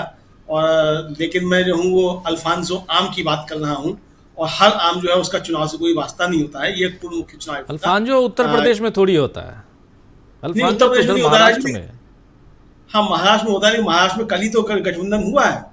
और उत्तर प्रदेश में आम की फसल अच्छी होती है, खासतौर से पहला चरण जो है वो पश्चिमी उत्तर प्रदेश का, जिसमें सहारनपुर, मुजफ्फरनगर सब आता है, ये सब आम की ही बेल्ट है राजीव जी, यहाँ होता है। तो ये आम चुनाव चल रहा है, और जब तक 4 जून का आएगा राजीव जी, तब तक वो लखनऊ की दशहरी भी जो है अच्छी खासी आना शुरू हो जाएगी। तो आम चुनाव में इस बार जो है वो मामला ठीक ठाक होने जा रहा है।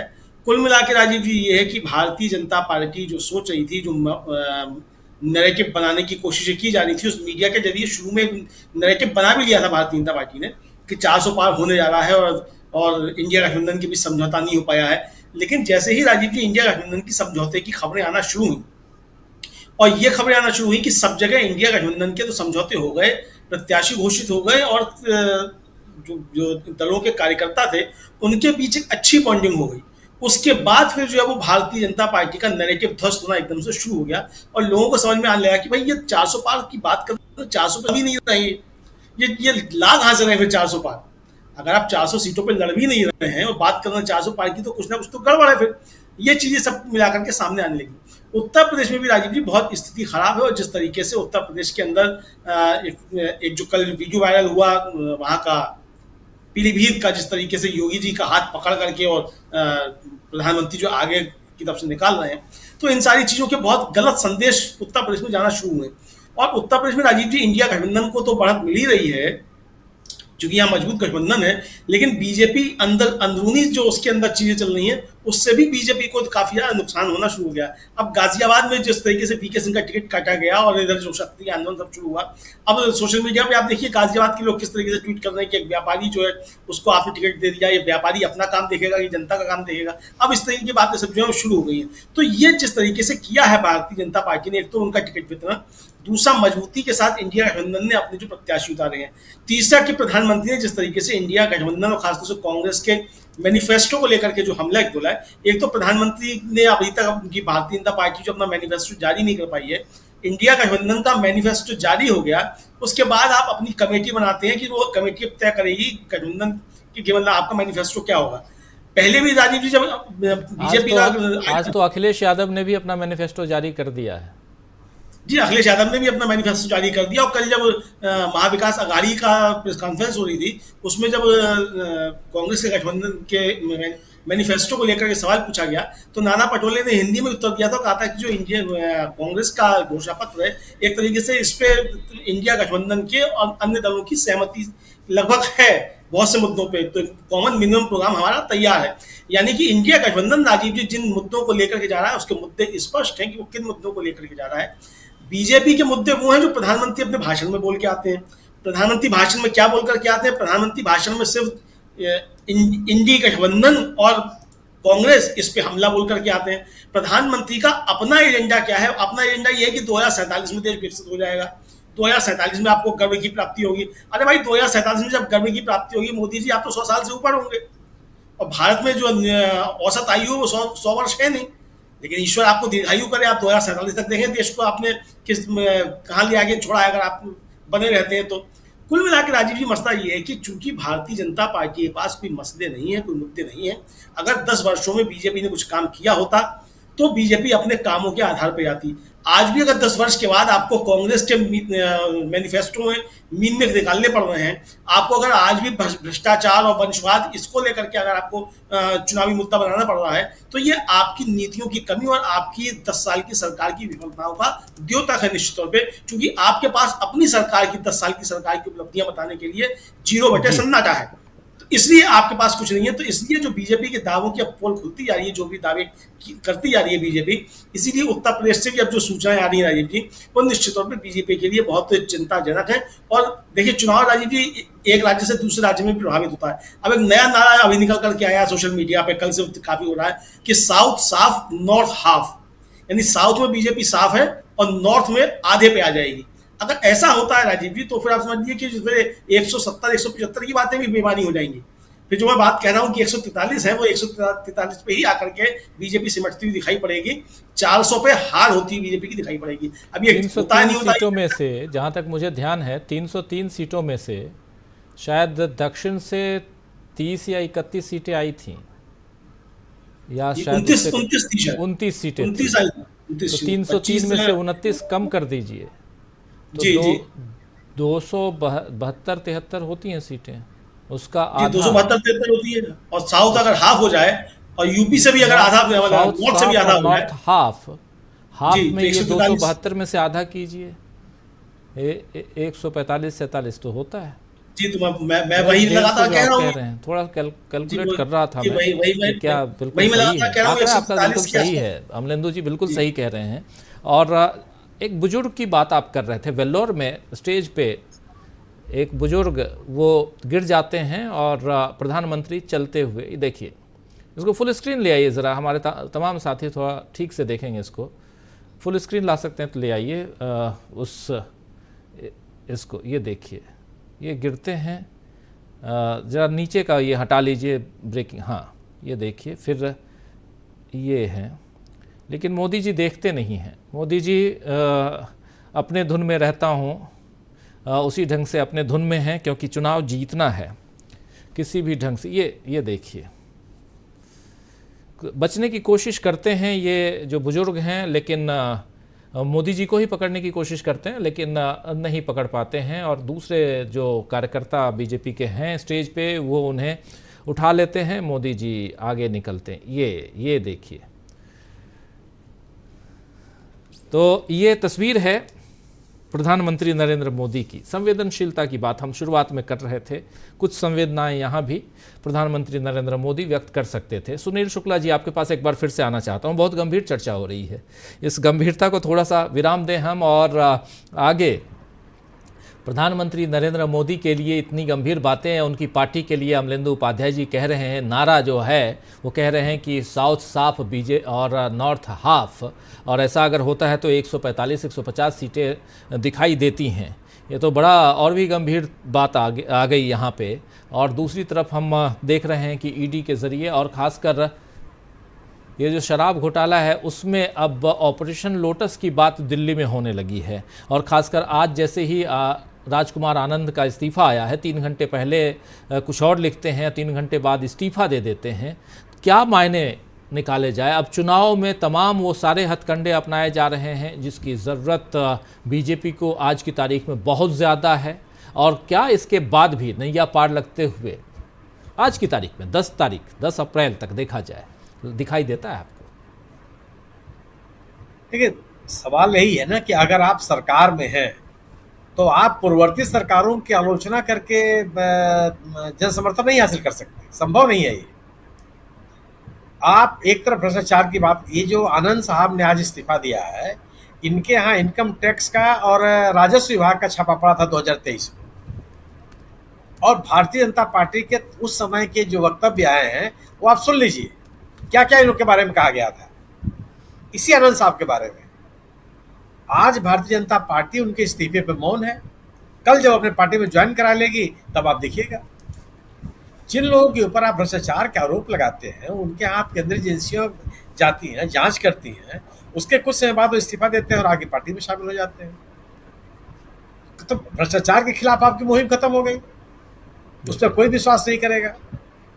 अब आप अगर आप अपने संगठनात्मक ताकत की बात करें, वो भी आपके पास नहीं है।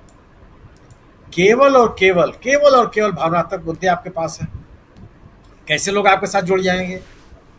वहीं इंडिया दल समूह के साथ जो सबसे खास बात है कि इनके घोषणा पत्र या संकल्प पत्र या न्याय पत्र जो भी जिस नाम से भी जारी कर रहे हैं उसमें एक रूपता है। आज अखिलेश यादव ने समाजवादी पार्टी का घोषणा पत्र जारी किया, जाति जनगणना की बात उन्होंने कही, एमएसपी को कानूनी दर्जा देने की बात उन्होंने कही, रोजगार को महत्व देने की बात उन्होंने कही, महिलाओं को आरक्षण देने की बात कही, ओल्ड पेंशन स्कीम लागू करने की बात कही। तमाम ऐसी चीजें हैं जो कांग्रेस घोषणा पत्र में शामिल रहे हैं, या इंडिया दल समूह जिसकी बार बार चर्चा करता रहा है, या नई दिल्ली के अपनी रैली में जिन बातों का उल्लेख किया, सब के सब बराबर है, उसमें कोई मतभेद नहीं है। भारतीय कम्युनिस्ट पार्टी ने जो अपना घोषणा पत्र जारी किया था, एक लगभग उसको आप इंडिया दल समूह का न्यूनतम साझा कार्यक्रम कर सकते हैं। सभी बातें वो कांग्रेस घोषणा पत्र में शामिल है। जो बात कही जाती थी कि कांग्रेस के पास कोई एजेंडा नहीं है, उसके विपरीत कांग्रेस एजेंडे के साथ आगे बढ़ रही है, और भारतीय जनता पार्टी के पास कोई मुद्दा नहीं है, जो हमेशा मुद्दों की बात करती थी। किस मुद्दे के साथ हम लोगों के बीच में जा रहे हैं, कौन सी बात लोगों के साथ आप अपील कर, आप ऐसे उठा रहे हैं जो लोगों को अपील कर सके। आप अभी तमाम सर्वेक्षण आए हैं कि राम मंदिर के निर्माण के नाम पर कितने प्रतिशत लोग उसका जन समर्थन कर रहे हैं, कितने प्रतिशत लोग आपके साथ जुड़े हैं, क्या वह आपको चुनाव जिताने के लिए पर्याप्त है? संभव नहीं है। और आप इंडिया दल समूह के जो भी राजनीतिक गतिविधियां हैं, हर राज्य में जहां पे इंडिया दल समूह की पार्टियां सक्रिय हैं, उनका प्रचार अभियान एकदम जबरदस्त तरीके से चल रहा है।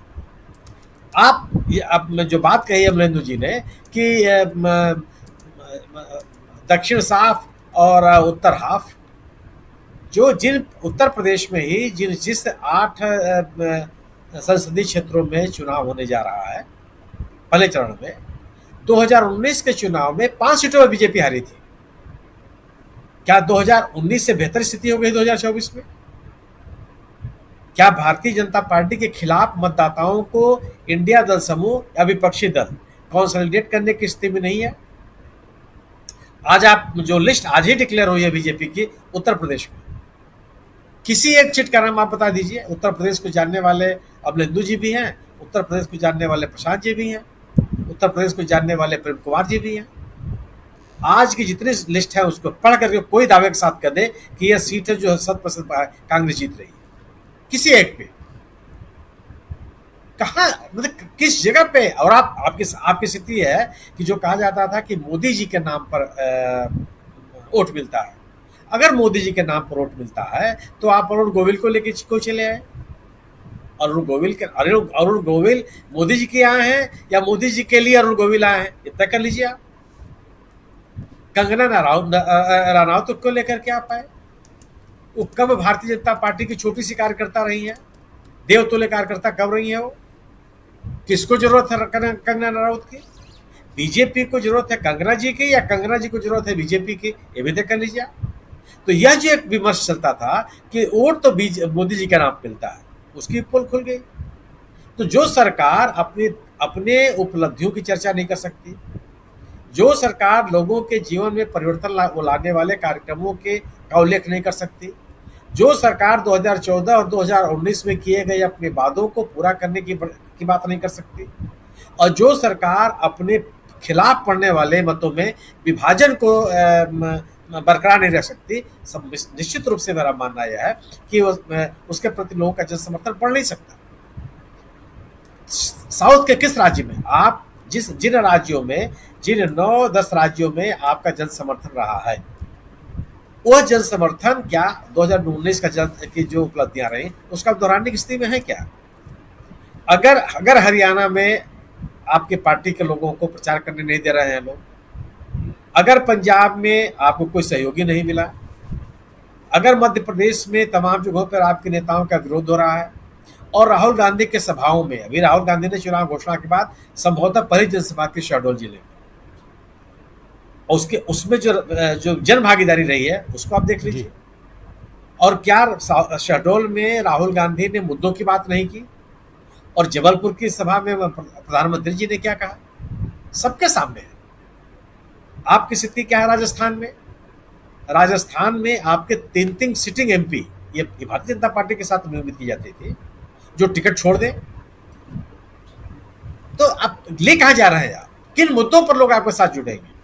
और जो प्रधानमंत्री जी के सभाओं में लोग आ रहे हैं, प्रधानमंत्री जी के भाषण के दौरान आप उनकी प्रतिक्रिया देख लीजिए। और अभी आपने तेजस्वी के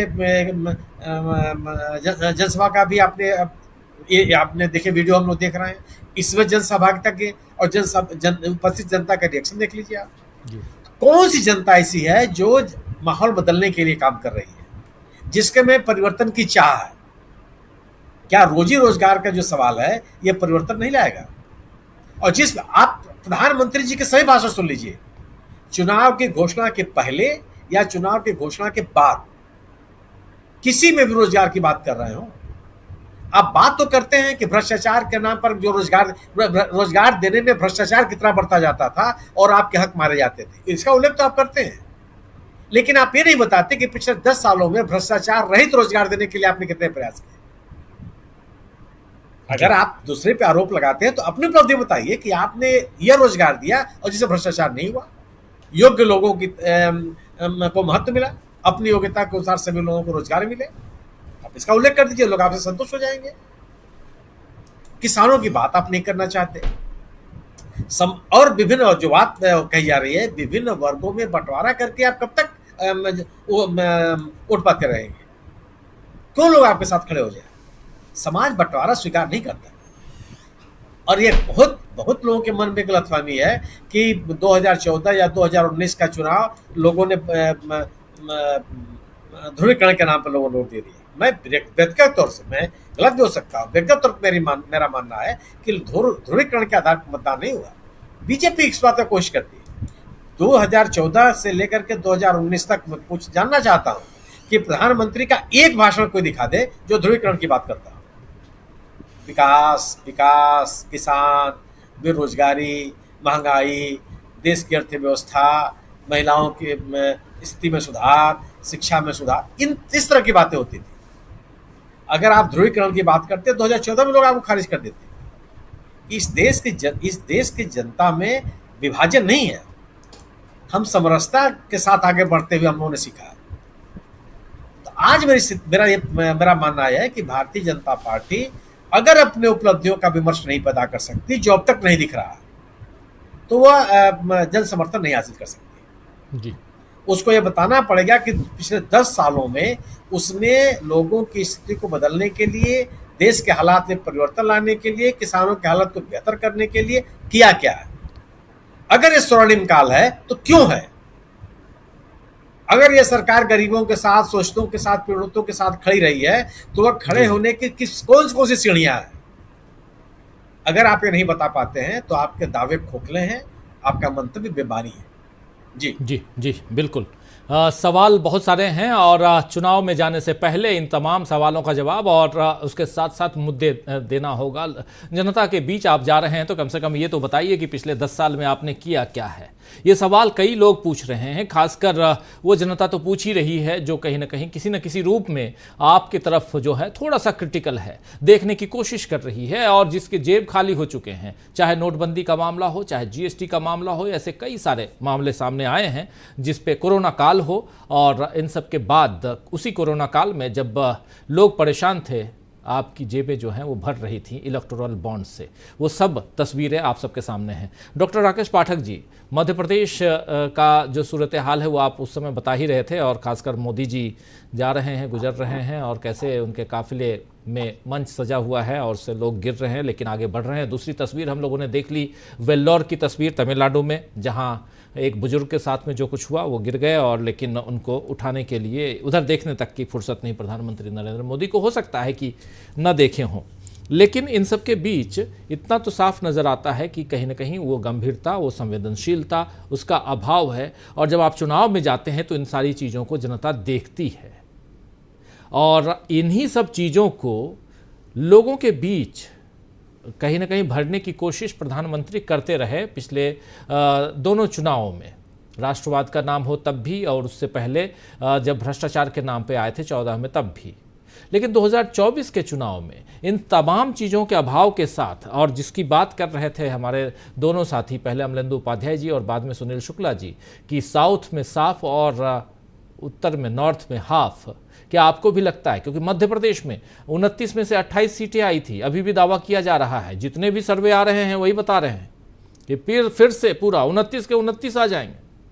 राहुल गांधी जो महुआ बिनने वाले जो महिलाएं हैं उनसे महुआ लेके खा रहे हैं, उसका कुछ असर दिखाई देगा क्या?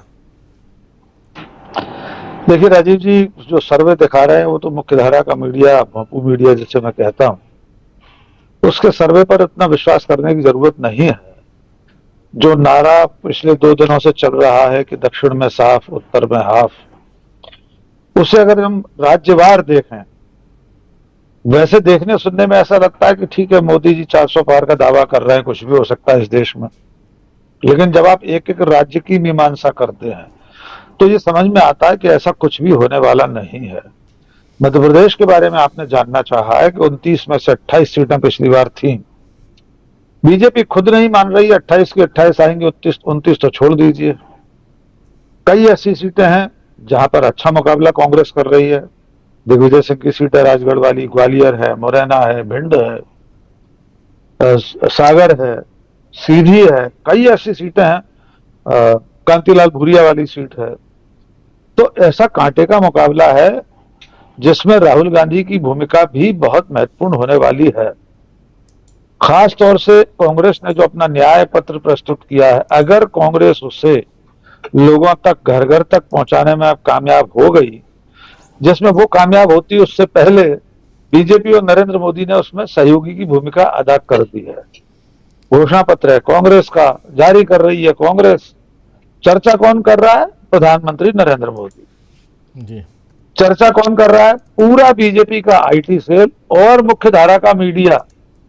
हो सकता है राजीव जी सामान्य लोगों तक वो सारी बातें नहीं जा पाती, जैसा कि सुनील जी ने भी शायद शुरू में कहा कि लोगों ने उसकी पीडीएफ निकाल कर शेयर कर दी। आप ट्विटर देख लीजिए, जिस मुद्दे पर, जिस बात पर मुस्लिम लीग की छाप बताई जा रही है, अभी थोड़ी देर पहले मैं देख रहा था राहुल देव जी जैसे वरिष्ठ पत्रकारों ने वो पूरा पन्ना ही रख दिया है। उन्होंने पूछा है इसमें कहां मुस्लिम लीग की छाप है?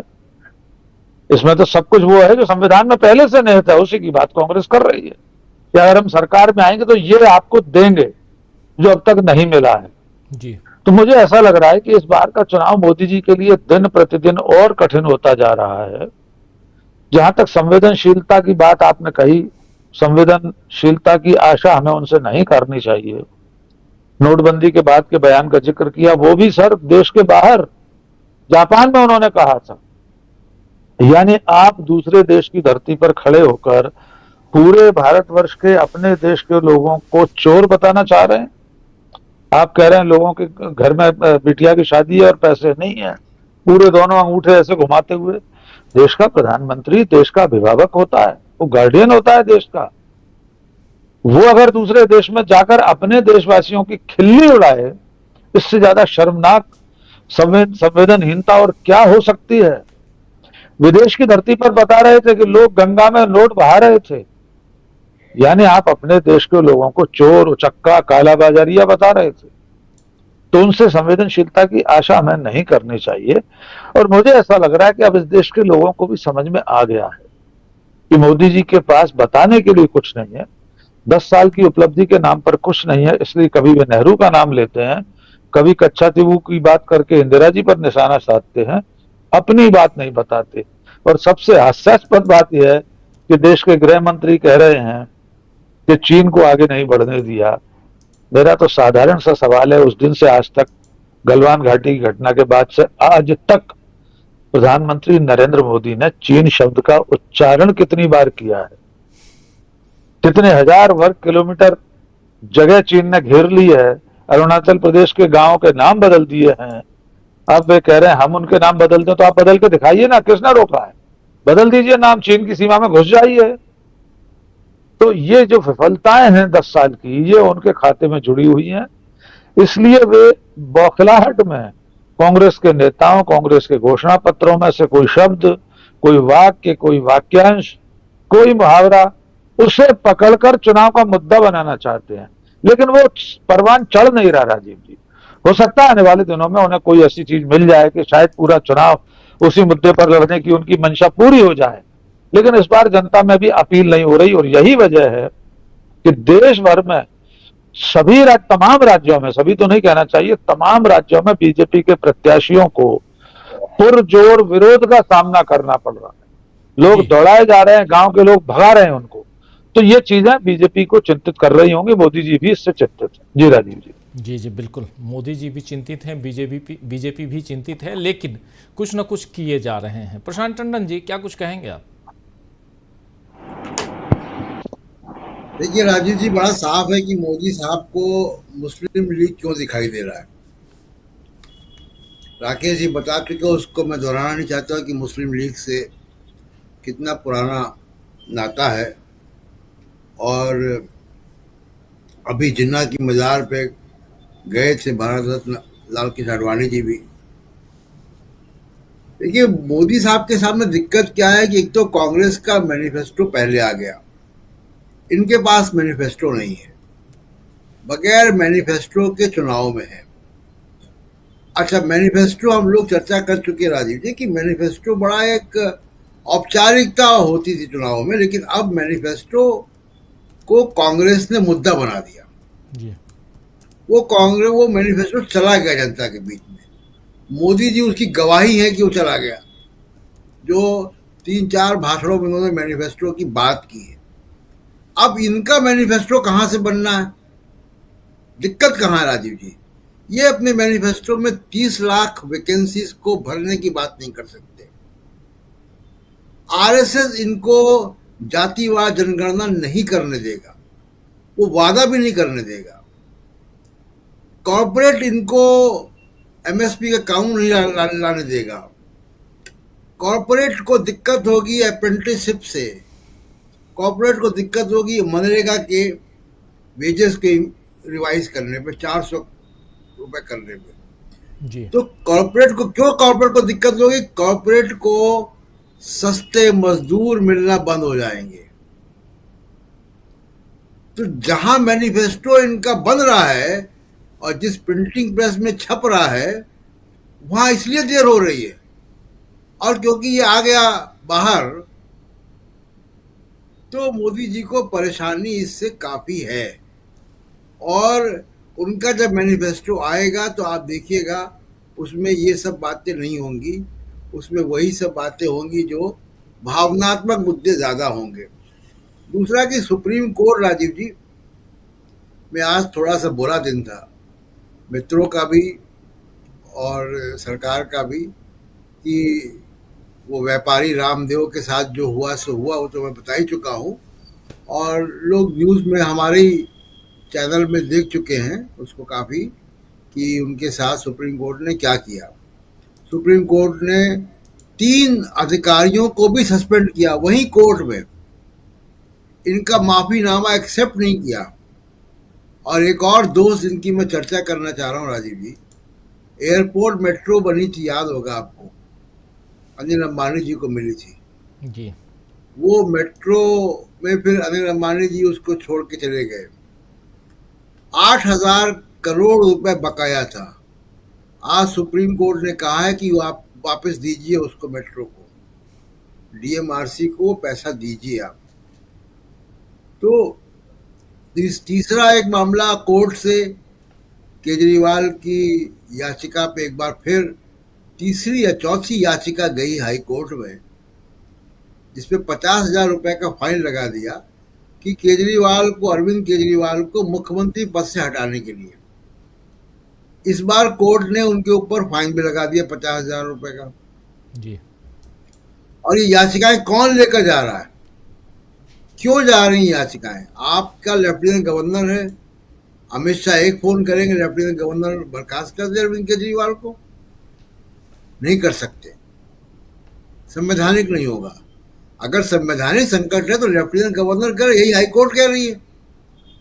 हाई कोर्ट ये बार बार जा रहे हैं कि हाई कोर्ट कोई ऑब्जर्वेशन देते, ओरल ऑब्जर्वेशन भी देते, कुछ पूछ ले कि भाई लेफ्टिनेंट गवर्नर से कितनी फाइलें अरविंद केजरीवाल देखते हैं, जेल से पूछ ले, नोटिस एक्सेप्ट कर ले, पिटीशन को मेंटेनेबल मान ले, उसके बाद बाकी काम इनका मीडिया करेगा।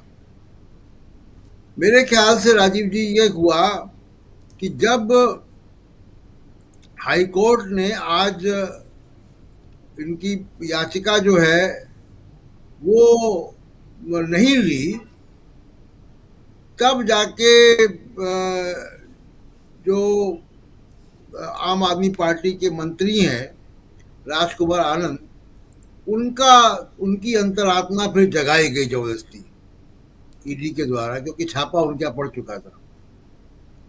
तो आज का दिन जो है वो भी एक बड़ा महत्वपूर्ण है कि आज इतनी घटनाएं हो गई हैं कि मोदी जी को अपना कैंपेन फिर से समेटना पड़ेगा। कल कुछ और राहुल गांधी का भाषण, या हो सकता है तेजस्वी का ये वीडियो जिसमें तेजस्वी ने आईक्यू टेस्ट लिया है, तो हो सकता है वो आईक्यू टेस्ट में मोदी जी भी अपना भाग्य आजमाएं कल। बिल्कुल सही आप कह रहे हैं, हो सकता है कि कल भाग्य आजमाने का दिन हो। और कल प्रधानमंत्री नरेंद्र मोदी राजस्थान में हैं शायद, और सबकी अलग अलग सभाएं, राहुल गांधी भी और उनके अलावा प्रियंका गांधी, और चुनाव का प्रचार धीरे धीरे तेज़ी पकड़ता हुआ, जोर पकड़ता हुआ। और देखते हैं मुद्दे कौन क्या क्या लेकर आता है। और कांग्रेस पार्टी अपने लिए मुद्दों का पिटारा सामने रख चुकी है, और घोषणा पत्र जिसे कह रहे हैं या न्याय पत्र, उसमें बहुत सारी बातें, 48 पन्ने का वो घोषणा पत्र, और जन जन तक पहुंचाने का काम, बीड़ा जो है वो प्रधानमंत्री नरेंद्र मोदी ने उसे उठा ही लिया है। बहुत शुक्रिया अदा करता हूं प्रशांत टंडन जी आपका, बहुत बहुत शुक्रिया डॉक्टर राकेश पाठक जी, डॉक्टर दीपक पाचपोर जी, अमलेंदु उपाध्याय जी, और साथ में 2 और साथी हमारे जुड़े हुए थे, सुनील शुक्ला जी और प्रेम कुमार जी। आप सबका बहुत शुक्रिया, बहुत धन्यवाद। आप तमाम साथी जो हमारे साथ बने हुए हैं, आप सबका भी शुक्रिया अदा करता हूँ। आप सबको ईद मुबारक।